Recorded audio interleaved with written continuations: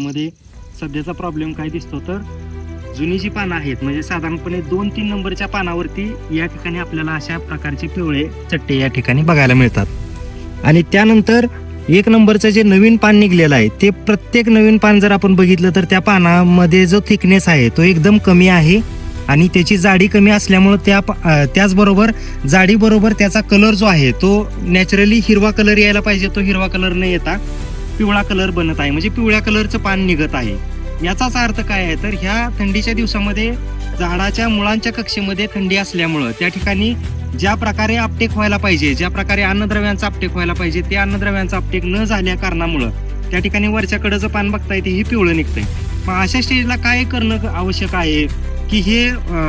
बऱ्याच शेतकऱ्यांना वाटतं की हा व्हायरस आहे का, तर या ठिकाणी शेतकरी मित्रांनो हा काही व्हायरस नाही, तर व्हायरसच्या आधीची जी स्टेज आहे ज्याच्यामध्ये पहिल्यांदा पान पिवळं निघणार आणि पिवळं निघाल्यानंतर 2 नंबरच्या स्टेजमध्ये परत त्याच्यानंतर त्याच्यावरती आडव्या एक अशा लाईनिंग सारख्या छाटा दिसायला चालू होणार आणि परत त्या ज्या छाटा आहेत त्याचं कन्व्हर्जन करप्यामध्ये दिसणार आणि ते आपल्याला पान व्हायरसमध्ये जाणार. मग त्याच्या आधीच्या अवस्थेमध्ये हा एक प्रॉब्लेम झाला. आणि दुसरं जे हे चट्टे आहेत हे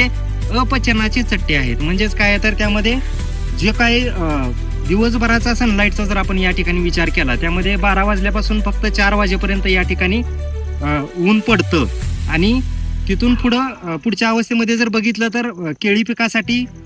हे सन लिव्हिंग क्रॉप असल्यामुळे आपल्याला कंटिन्यू उन्हाचं प्रमाण किंवा दिवसाचं टेम्परेचर जे आहे ते 30 डिग्री सेल्सिअस पेक्षा जादा पाहिजे असते. पण एवढं टेम्परेचर न मिळाल्यामुळं त्या ठिकाणी प्रकाश संश्लेषणाचा वेग जो आहे तो कमी होतो, मंदावतो आणि हे मंदावल्याच्या कारणामुळे त्या ठिकाणी डिसऑर्डर दिसायला चालू होते. म्हणजे तिथं अन्नद्रव्यांचा जो सगळ्या पानांमध्ये जो पुरवठा करायचा तो पुरवठा केला जात नाही आणि तिथंच वेगवेगळे स्ट्रक्चर तयार होऊन त्या ठिकाणी आपल्याला ते पिवळ्या प्रमाणामध्ये डिसऑर्डर दिसायला चालू होते. मग याला उपाय काय करू शकतो आपण, त्यामध्ये आपल्याला फवारणी करत असताना PMX फेरस 1 ग्रॅम, 13,045 3 ग्रॅम आणि त्याच्यामध्ये आपल्याला परफेक्ट 1 मिली अशा पद्धतीने या स्टेजला जर आपण फवारणी केली तर त्यामध्ये आपल्याला जी पिवळापणा पान पडलेला आहे त्याचे कमतरता पण भरून निघणार आहे आणि नवीन पान निघणारं चांगल्या प्रकारे पण निघणार आहे. त्याचबरोबर 2 नंबरची एक फवारणी मी रिकमेंड करतो, त्यामध्ये पानांचा जो थिकनेस आहे तो थिकनेस वाढायचं पण काम चांगल्या प्रकारे होईल. त्यामध्ये फवारणी करत असताना